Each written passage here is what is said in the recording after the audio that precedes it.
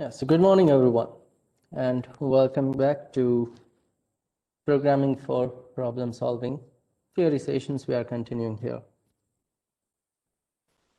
So just in a previous session, we talked about programming languages. We do have low-level language and high-level language. In low-level language, again, we looked at machine-level language and assembly language, right? Machine level is all about zeros and one sequences. Assembly has a mnemonics, so keywords, instructions, and there are a set of instructions fixed already, so need to follow those things, but still it is somewhat easier to understand compared to machine level, right? We have seen number of advantage, disadvantages and all, and then we move towards the high level language like C, C++, Java and all. We are going to learn C in this semester. High level language is nothing but it'll have a English statement, so it'll be very easy to understand, debug, write that code, portable also to transfer. Everyone can understand that thing, but machine doesn't understand that thing. So we need some kind of a compiler or interpreter, kind of a translator here, which is going to translate your high level language program to the low level language program which machine can understand.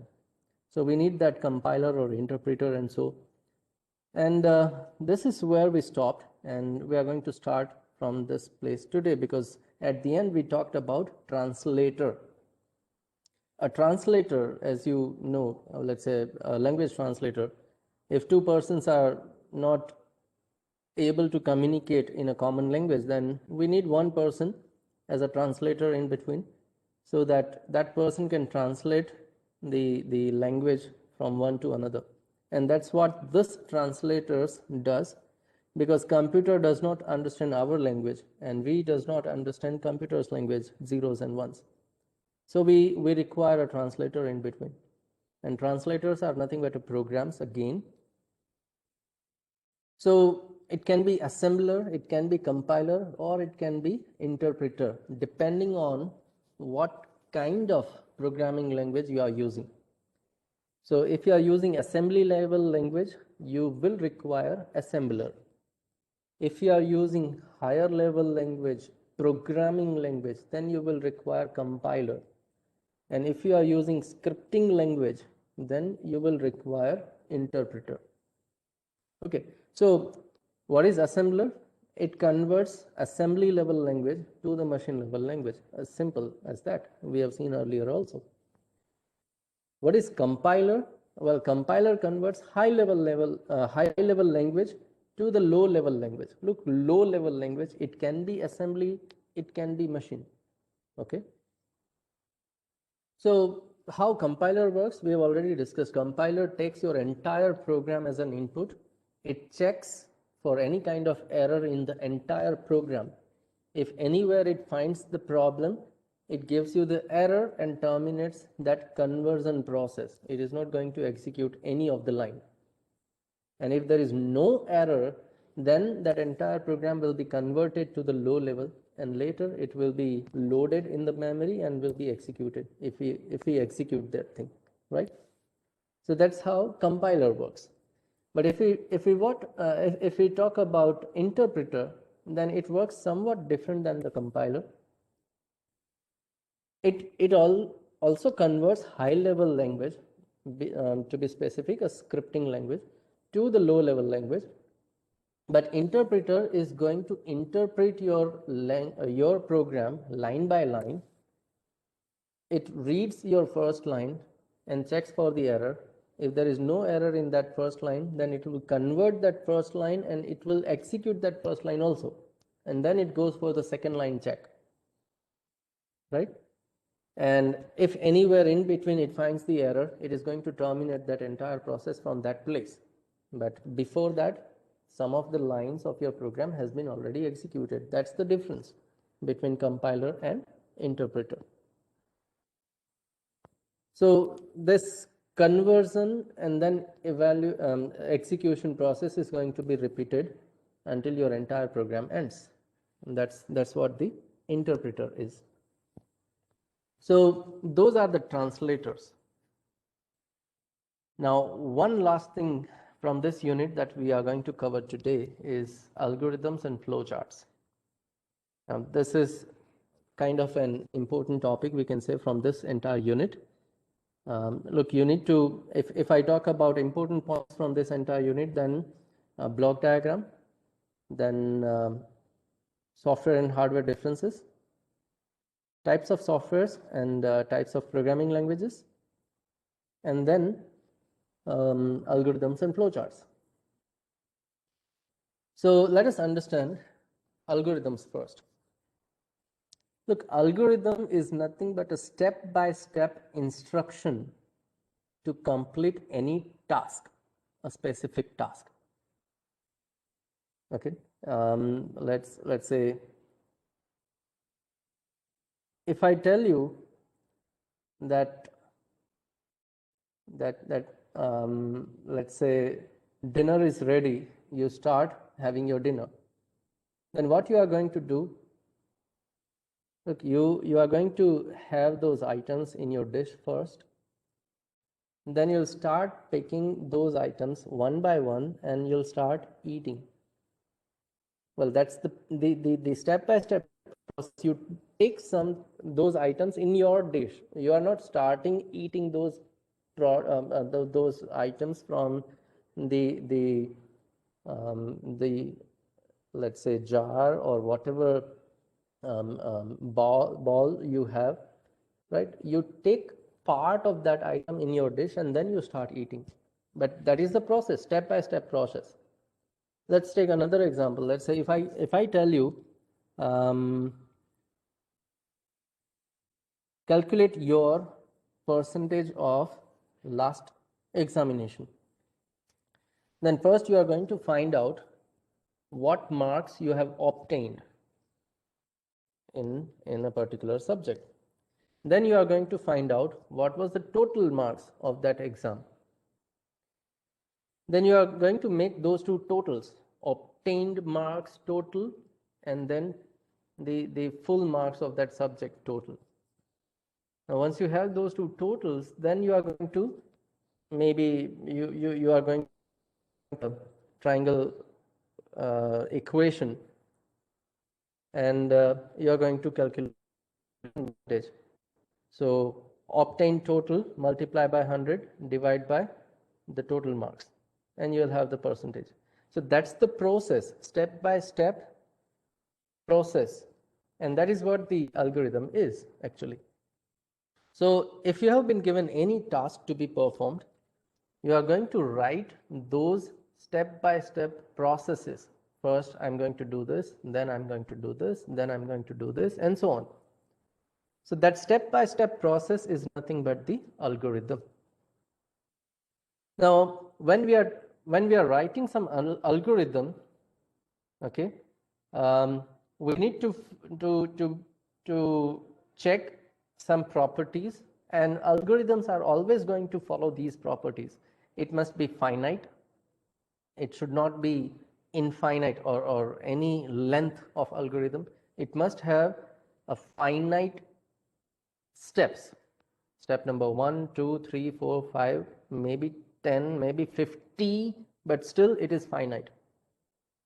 Okay, so finiteness. Then definiteness, it must be definite. So at any point of time, you must have a clear idea what is the next process I'm going to do, where should I go next. It must be definiteness. It must be effectiveness.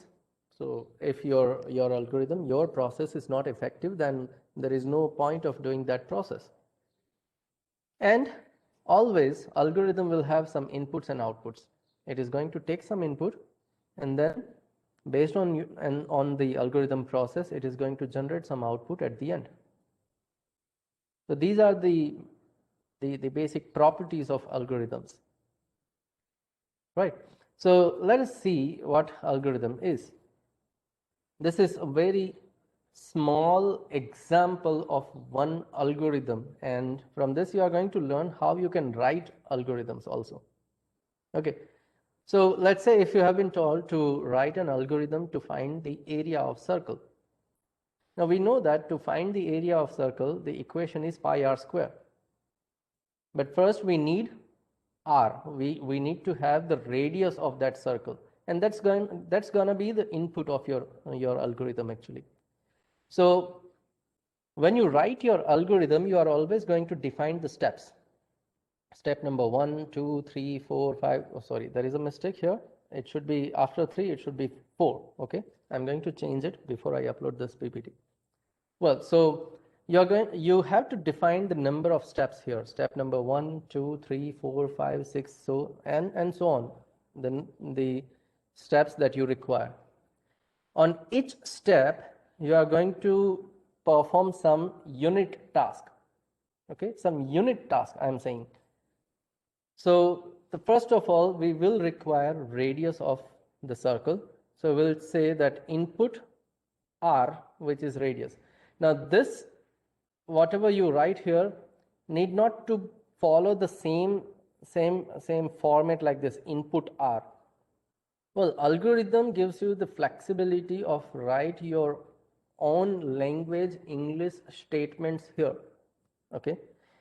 Now this is somewhat shorter and easy to understand, input r for radius.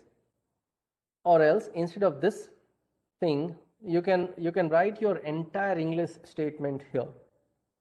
Take an input for radius of a given circle.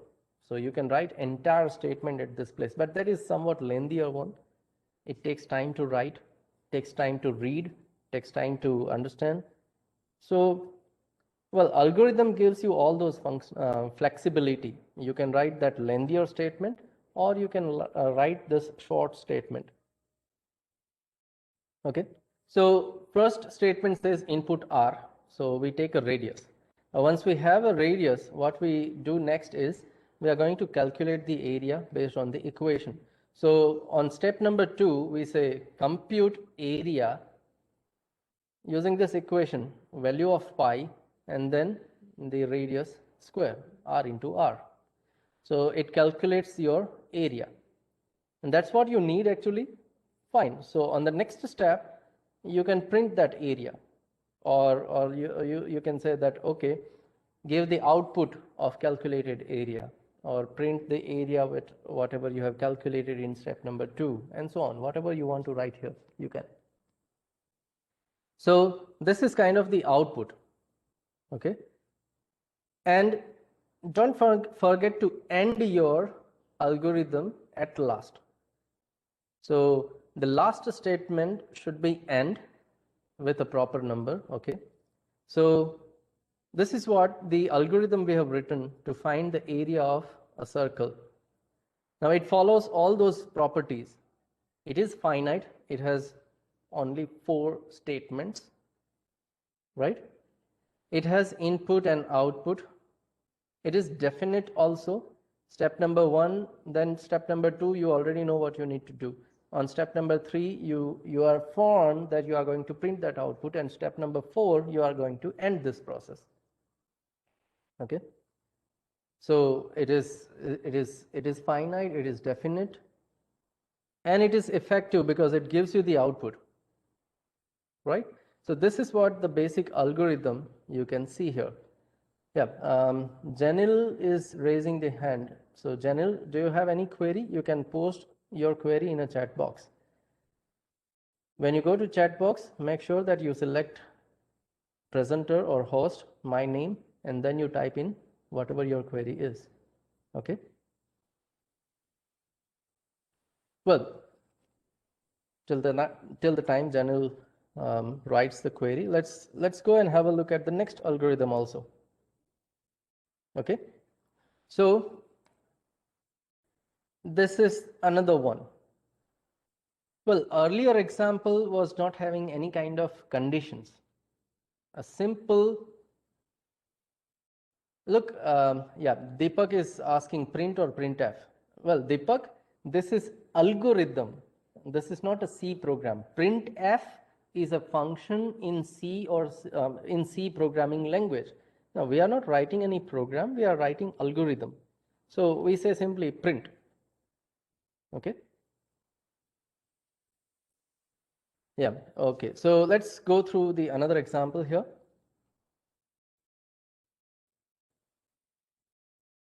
And not println also. Println is again a function in other programming languages like Java.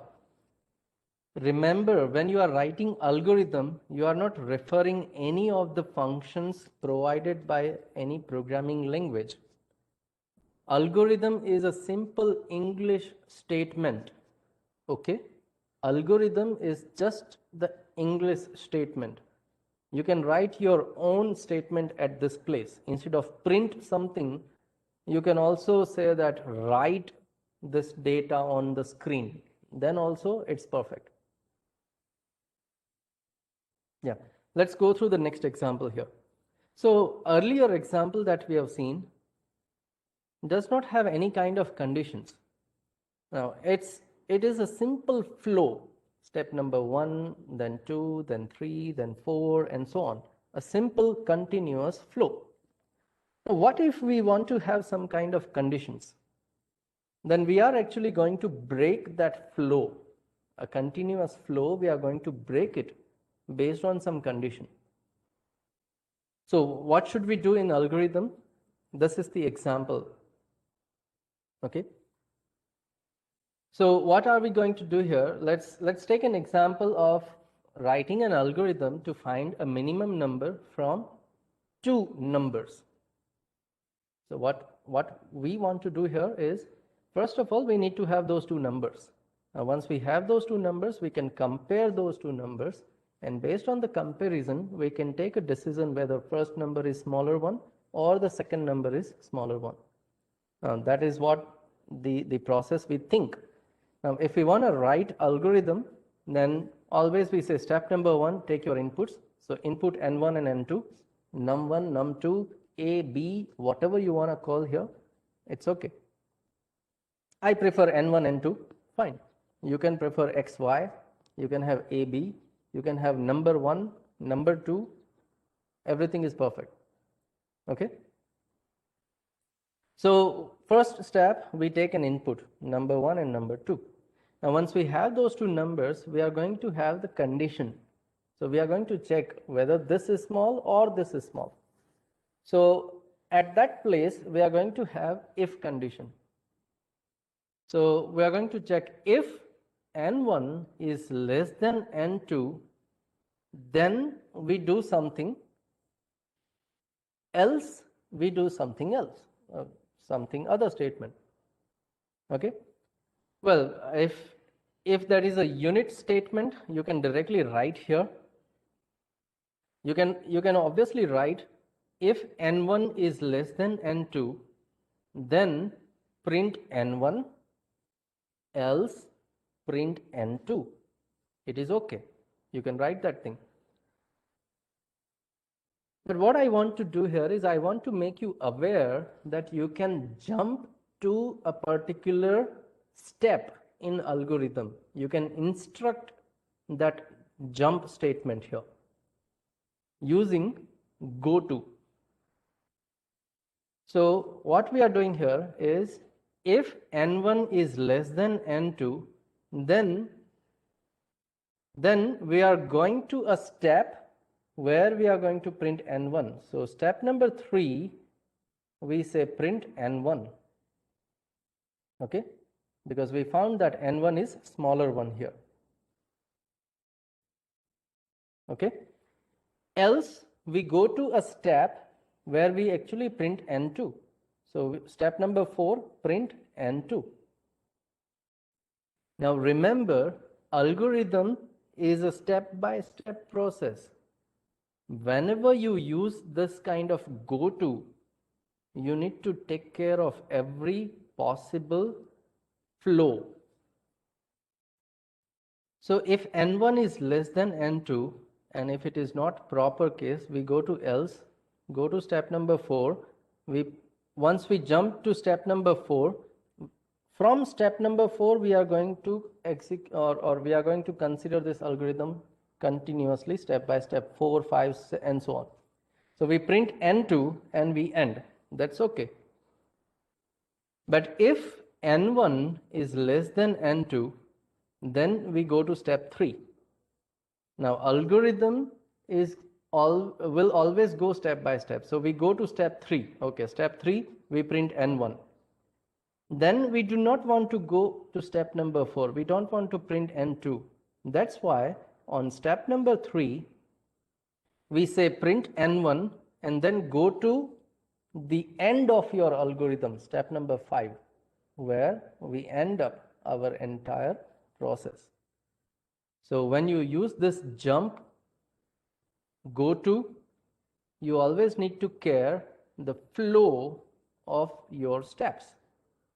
Okay, and this is the example of if then else or the conditional branches in algorithm. Well, so now let me go through some of the queries that we have. Tushar is asking, some students are there in some difficulty to direct chat with you. Well, if you can chat with me, everyone can chat with me. They need to find out a way to do that thing. Okay. Okay, Hers is saying then how to implement do from Notepad. Well, algorithm is nothing but a step-by-step instruction set. That's it. And it is in the text format. So you can write your algorithm with any possible way that you prefer. Actually, algorithms and flowcharts are being done in the analysis phase. When we are analyzing any problem, at that time, what we do is we go through the flowchart and algorithm process.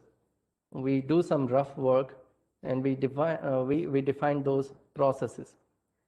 And then we optimize that thing, and we come up with the final algorithm and the final flowchart. Then this algorithm and flowchart is going to help the coder, whoever is going to code your software. So algorithm and flowchart is going to help the coder person. Using algorithm, that person is going to write the program. That person is going to code your software. Yeah. Shubham is asking, is this algorithm, what happens if the numbers are equal? Well, if numbers are equal, then nothing will, what will happen here? If N1 is less than N2, you are going to step 3. Now, if it is not less than, we always go to else part. So if N1 and N2 are equal, we will go to else part, and we will go to step 4 and we'll print N2. Okay, Shubham, that's what happens. So whenever we write this condition, we need to be sure what kind of condition we want. And look, we are finding a minimum number. If both are equal, then does it matter if I print N1 or N2? Nothing is different. Both are equal and both are minimum. Yeah. Okay, then Vyom is asking, sir, this algorithm will be written along with the code. No, algorithms are written first. If we want to go for that process, then algorithms and flowcharts will be done first, and based on the algorithm, your code will be written later. Okay. Yeah. Fenil, I think I have given your answer already. What if N1 and N2 are equal? It goes to the else part. It goes to step number 4, and then it prints N2. Fine. Well, Harsh, you are saying, can you give me live illustration? Well, algorithm is what the step we are writing here. Whenever you have been asked to write an algorithm, you have to write whatever you are looking at your screen right now. Step 1, input N1 and 2. Step 2, if this, then this, else this. Step 3, do this. Step 4, do this. This is what the exact algorithm you have to write in this format. That's it. Algorithm is not a program, remember, which we can execute. Always remember, algorithm is not a program. We can never execute algorithm.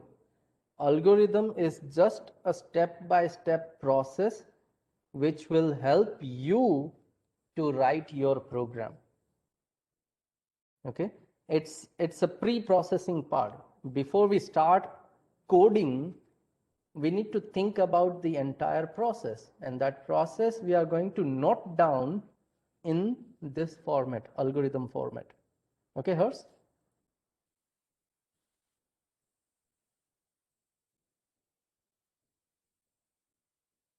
Abhishek is saying, I'm not able to take screenshot. Well, you need not to. Don't take any screenshots. This entire recording will be uploaded and you'll have access to this entire recording later. Viraj is saying, what is N1 and N2? Well, it's nothing simple, number 1 and number 2. Simple notation, nothing else. Value 1 and value 2 you can also write input value 1, value 2. That's also perfect in algorithm.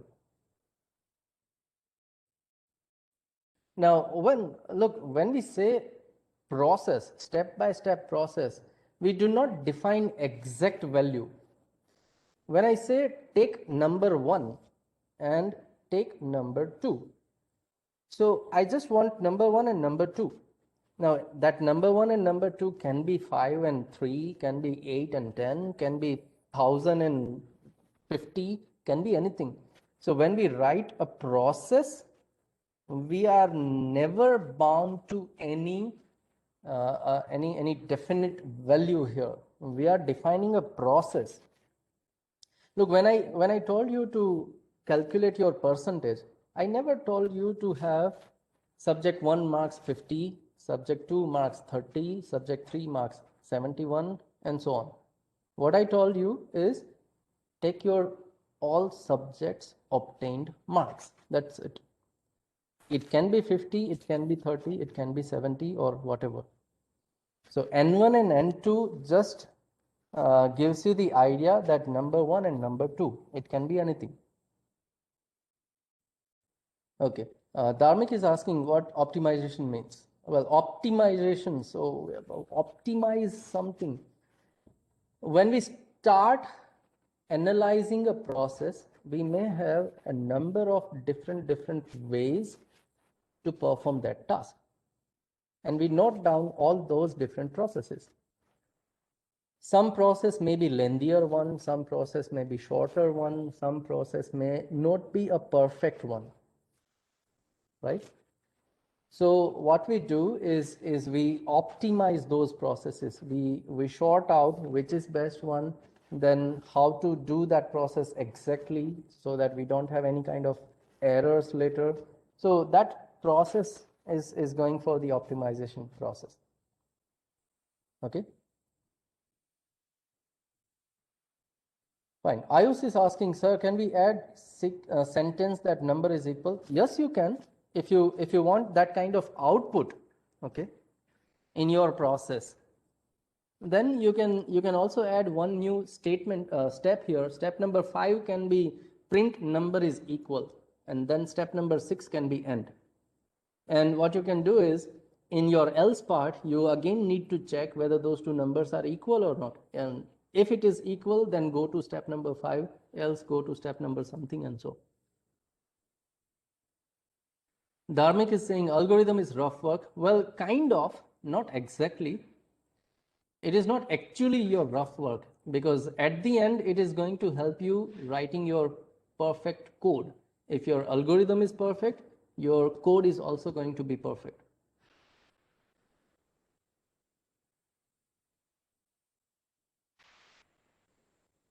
Yeah, Ajay, we will go for a few more examples here because we are not done with algorithms yet. Okay. So Ajay is asking, not getting totally, 1 or 2 more examples. Well, we will have a look at those few more examples.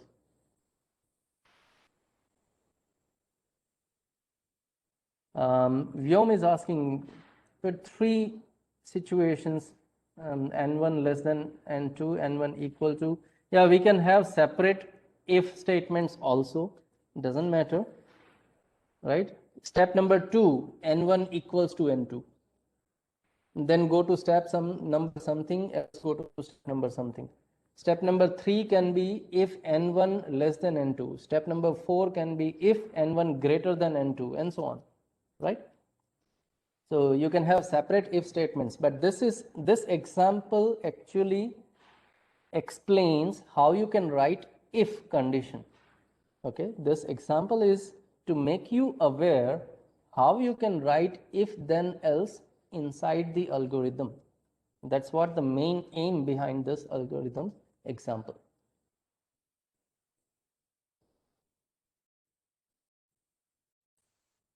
Well, we'll be completing this unit today. So Aryan, I'm going to upload this PPT. Look, every time once we complete the unit, I'm going to upload PPT on the e-content. I don't want it to be uploaded earlier, because then students are going for next slides, and they do not attend some lectures and they go for other process also. So that's what I don't want to happen here. Once we are done with the unit, I'm going to upload the entire unit PPT in the e-content.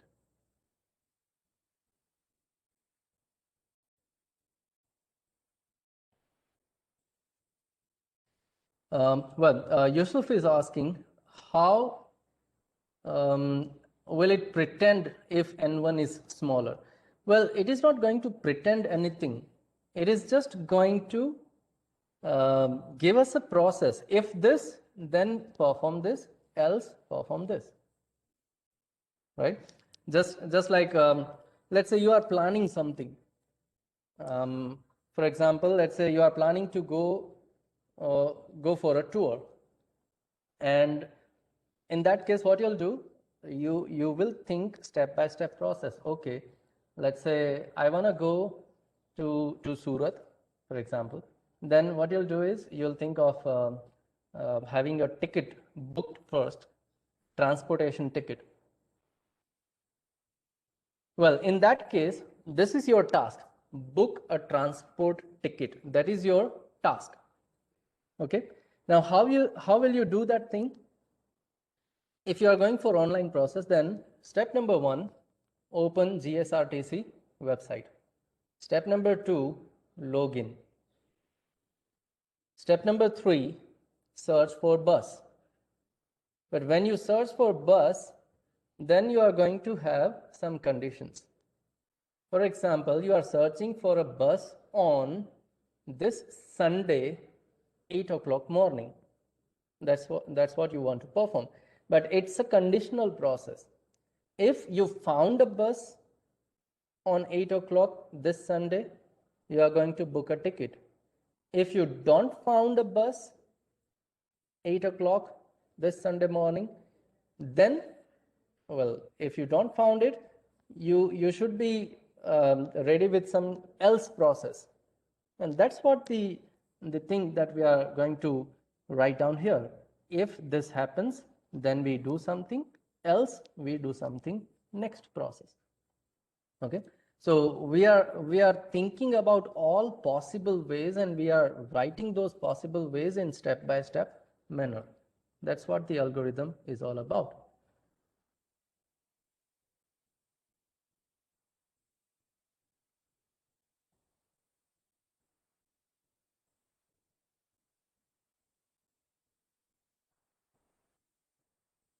Yeah, so I believe that now you have understood a lot more related to algorithms. Then let's have another example. Try to find out or write an algorithm to find a minimum number from 3 given numbers. Not 2, but 3 now. So what we think in our mind is, first of all, we require those 3 numbers. So yeah, input n1, n2, n3. We have taken those 3 numbers.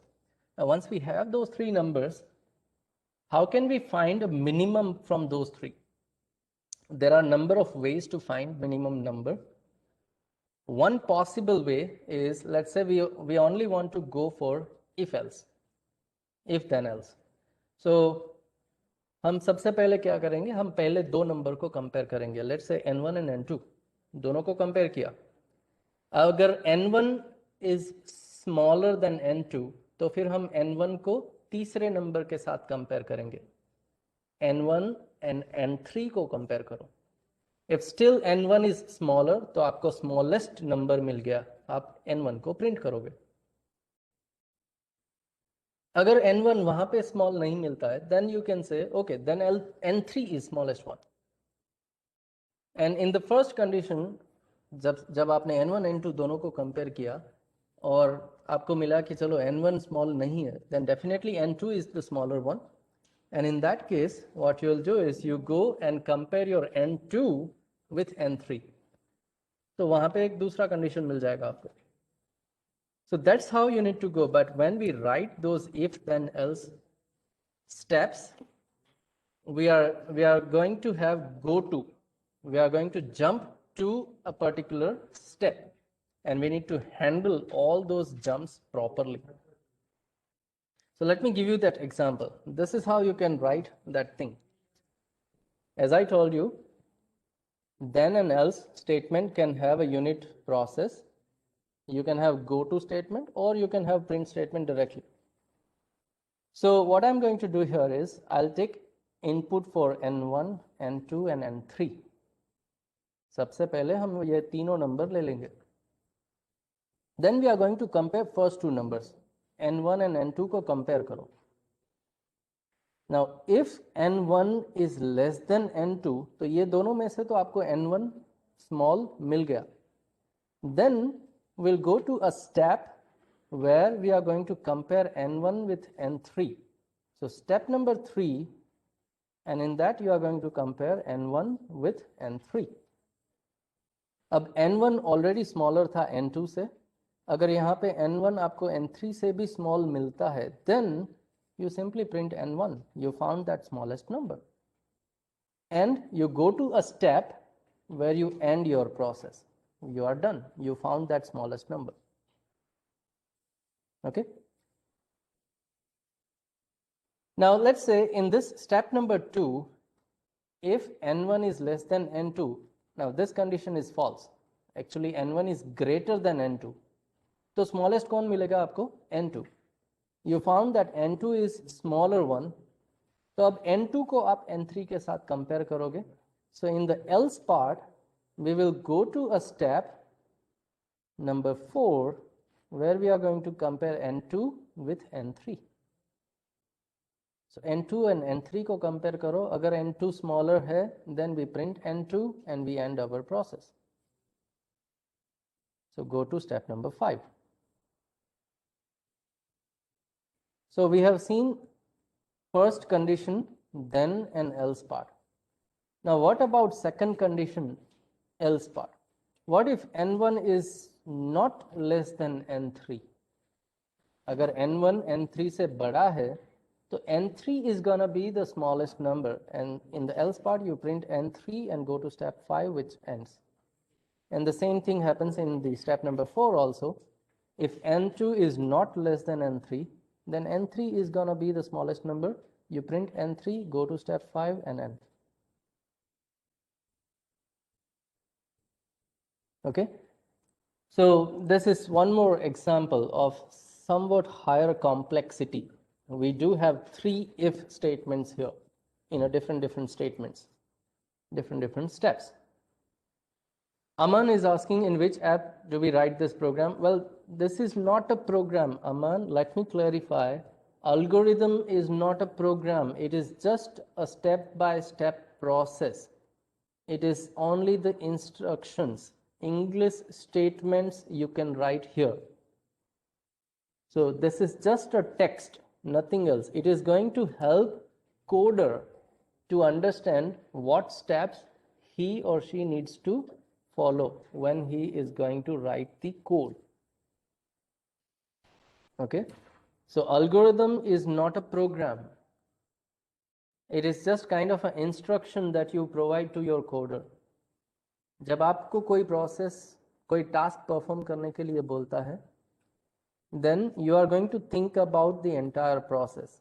That's what your algorithm is. अगर आपको नहीं पता है, then क्या करेंगे? What I'm going to do is I'm going to give you one task, and then I'm going to give you the algorithm. This is what you need to do. When you do that thing, that is your actual program.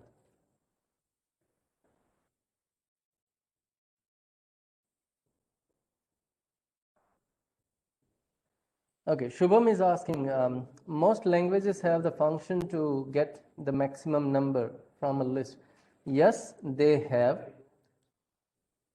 But language, okay, language, Java language, C language, it is again a program developed by some person. Now, when you are developing something, you need to have this kind of idea how you are going to perform that.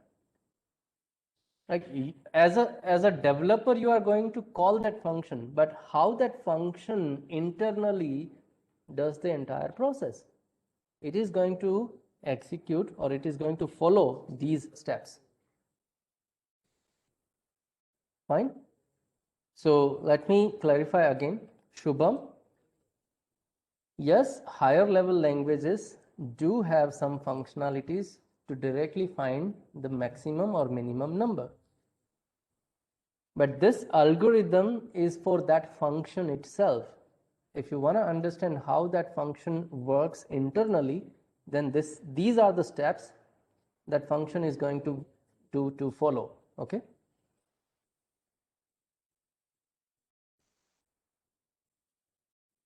Yeah. So, well, this is what the algorithm is. Now, initially we have seen a basic process, step-by-step process in a single flow. Then in the next example, we have seen conditional branches, if, then, else. So if this, then this, else this. Now next example, we want to understand iterations, repetitions. So how do we repeat something? If we want to repeat a same process multiple times, then how are we going to repeat that thing? And how actually we are going to write that process in the algorithm. So a very basic example, let's say we want to print first n integer numbers. Okay, we just want to print n integer numbers. What is n? It can be 5, it can be 10, it can be 15, anything. So first of all, take the value of n. So you take input n. Yeah, by loop. But how do we write loop in algorithm? So that's what this example explains. So we take input n, and then when we are going to repeat something, we are going to have a counter. We are going to count it, how many times we want to repeat it. So let us set an iterator. ITR is nothing but iterator. You can have A, B, C, X, Y, Z, anything here. You set something with 1. Okay. So I set iterator with 1. Then what I'll do is I'm going to have repeat statement, repeat some step. So I'm going to repeat step number 4 while iterator is less than or equals to n. So I do have a condition at this place. Okay, while iterator is less than or equals to n. What is n? N is the input. So I'm going to repeat this step number 4. Now what is that step? We actually want to print those numbers, so I'm going to print n. That's it. Now there is one mistake here. Let me rectify those problems at this place just now. Actually, I'm going to repeat step number 4 and step 5, where I need to increase my iterator also. So ITR equals to whatever ITR value is plus 1. I need to do it. And then I can have step number 6 to be end. Okay. So this should be there. What we are doing? On the first step, we are taking input n. Then on second step, we are initializing our iterator with the initial value 1. Then I'm going to repeat something. What am I going to repeat? I'm going to repeat step number 4 and step number 5, both 4 and 5 I'm going to repeat. Now, how many times? So while till my iterator is less than or equals to n, less than or equals to, this is how it can be read. Okay, so this is my condition. जब तक iterator count n से छोटा है या तो equal है, तब तक हम ये step number 4 और 5 repeat करेंगे. Now in that repetition we are going to print value of n. I also forget to increase my value of n here, right? You print your n, then what you need to do here is your step number 5 should be n equals to whatever value of n you have. Oh no, we don't need, we actually need to print ITR here. That was my mistake. So value of ITR is 1, so I print 1 and then I increase it. 1 plus 1 will make it 2. So ITR will be 2. Now 2 is less than some number, yes, then you print 2 and then make it 2 plus 1, 3. Then you are going to repeat this step. 3 is less than some number, then we print 3 and then we do 3 plus 1, 4 and so on. So that was the problem in this algorithm, right?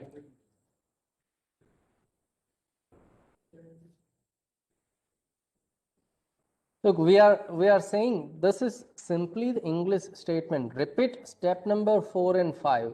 तो हम ये दोनों step को repeat करने वाले हैं. Repeat it.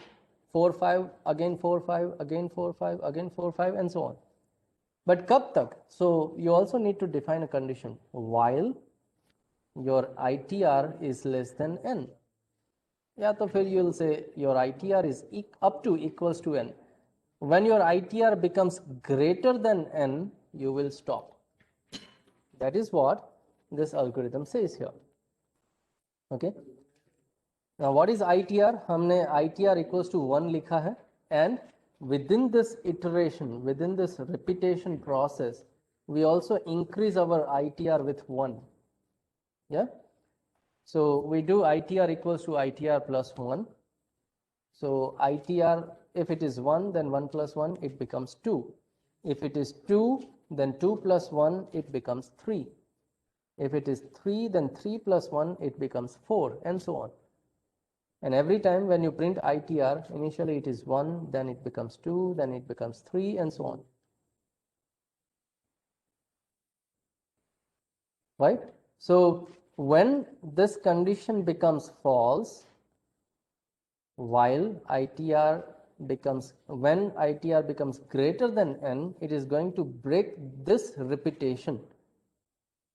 अब वो ये repetition break करेगा तो वो ये step के बाद जो step है वहाँ पे jump हो जाएगा automatic.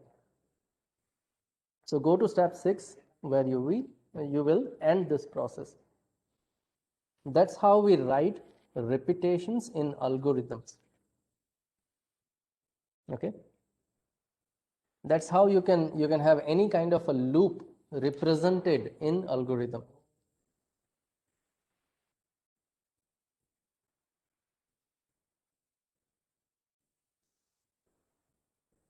Okay, Ayush is asking, sir, is this aim for pattern program? Yes, we can address number of different patterns using this example. Or if you understand this example properly, then you can address any of the patterns in a program.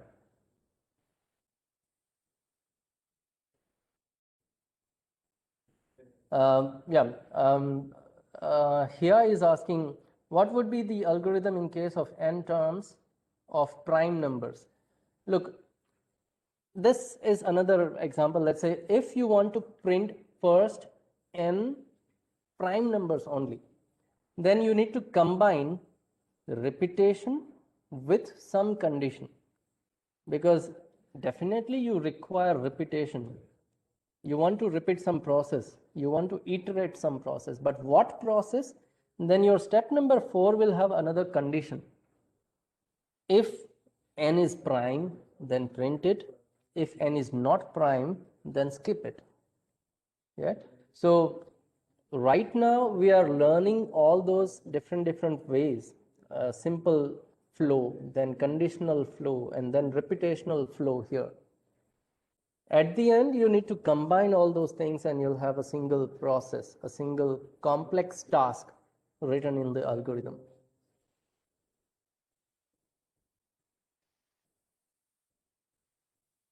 Yeah, Shubham is saying output will be ITR, not N. Yeah, I changed that thing, Shubham. Okay.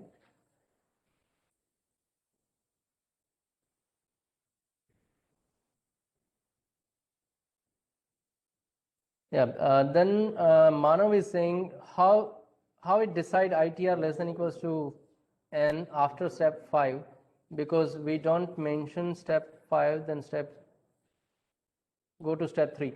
No, look, after step 5, I need not to write go to step 3 because I have already stated repeat 4 and 5.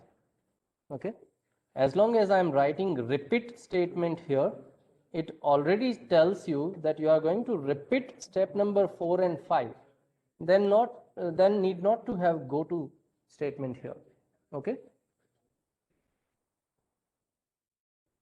Vyom is asking, require different notations to the ITR, LHS in step 5 as won't be conflict in the iteration.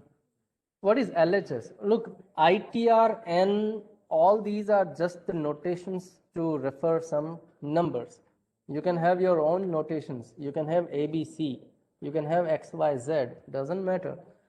What we do here is generally N refers to the numbers.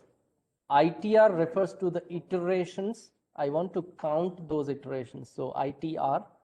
And that's how we use these notations to easily explain what we are doing here.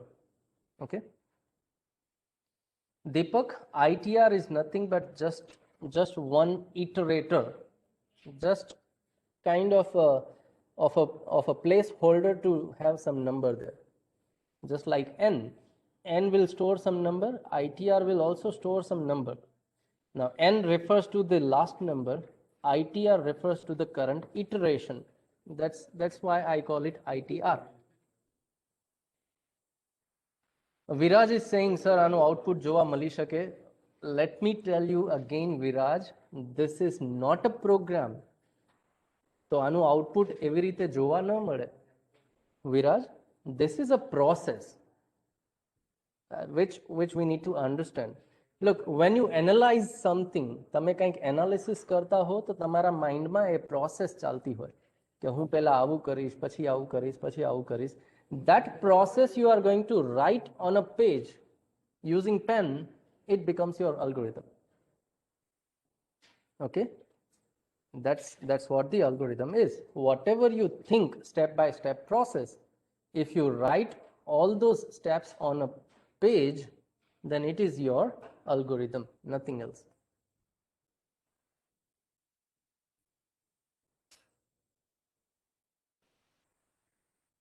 Okay, Manav is asking, repeat only step 4 and 5, but we mentioned condition this in step 3. Yeah, so how do you interpret this statement? Step number 3, it says you are going to repeat step number 4 and step number 5 while your iteration is less than or equals to n.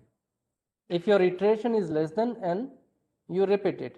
When your iteration becomes greater than n, you stop this repetition. Okay, that's how you interpret this, Manav. Okay.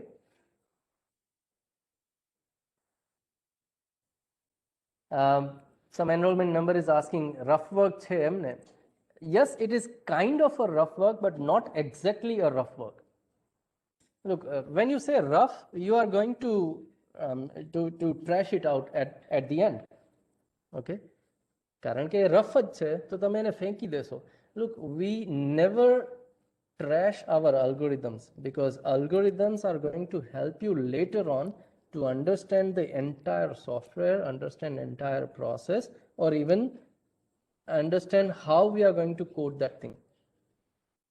So it is kind of your step number 1. towards the final solution.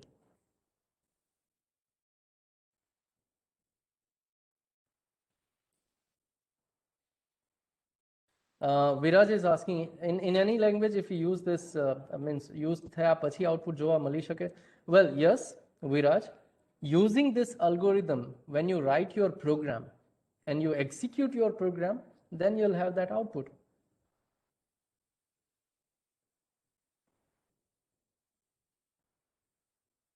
Yusuf is asking, does it mean that step 4 and 5 are included in step number 3? Yes, kind of, we can say, because step number 3 already explains or already covers step 4 and 5 inside it. So it's kind of a 4 and 5 steps are enclosed inside step number 3. Yeah, it's kind of a path. Yes, Dhruv?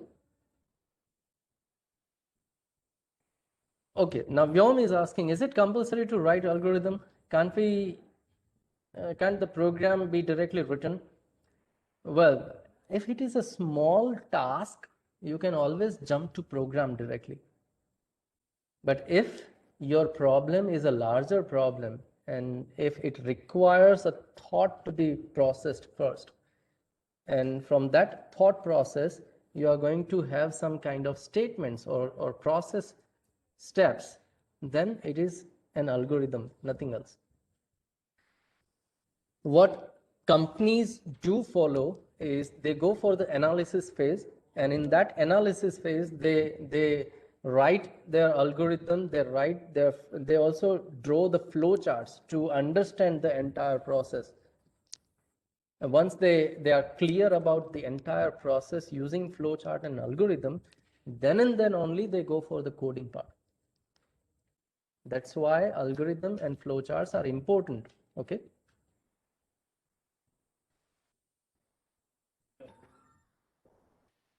Yes, Venus. With the help of algorithm and flowchart, we can understand the entire software. Yes. If I give you the entire software code, you will not be able to understand that code directly.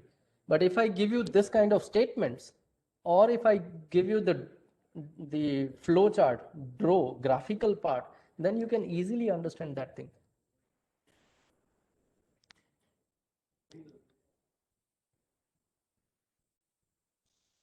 Hers is saying it's kind of a practice for final program. Yes, it can be, but not exactly a practice. It is kind of a pre-processing.